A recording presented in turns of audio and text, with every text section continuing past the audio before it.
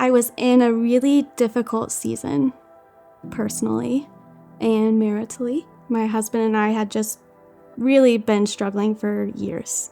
When we moved to Hendersonville and when we joined the gathering, I was hopeful that this would be that step of like, this is where we're going to find healing.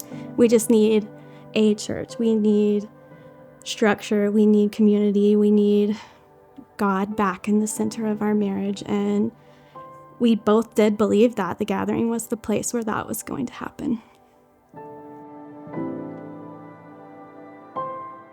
Things have not gone how I saw them going. So in 2023, I found myself suddenly alone. My spouse at the time and I entered a really unforeseen and tragic season of life. We went through a very specific crisis and took him on a healing journey of his own for a few months. And I was very, very new to the gathering still. And in that season, I watched from a seat a leadership team that was humble and transparent and unashamed to show up in where they were.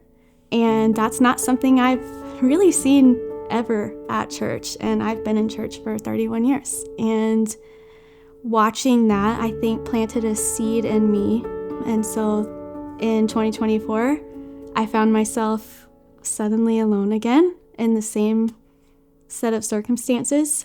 And I reached rock bottom. And fortunately for me, I was at church when I reached that. And then after John Mark's preaching, I walked up to him in the lobby and I just said, I need help.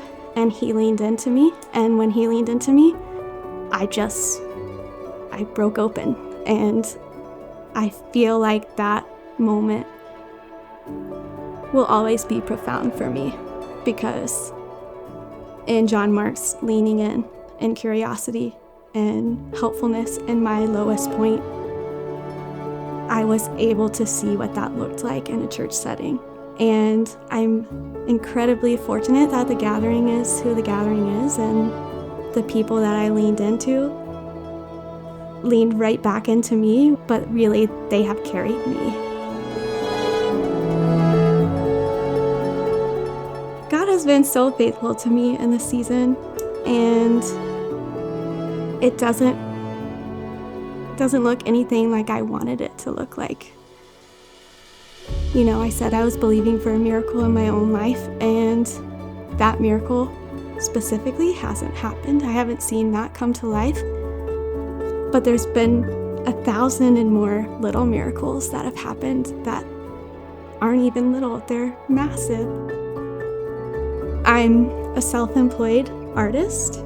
I have 2 dogs. I own a home. Like, these are all real truths. And I'm in the middle of a divorce, and there are days where I just crumble under the weight of that.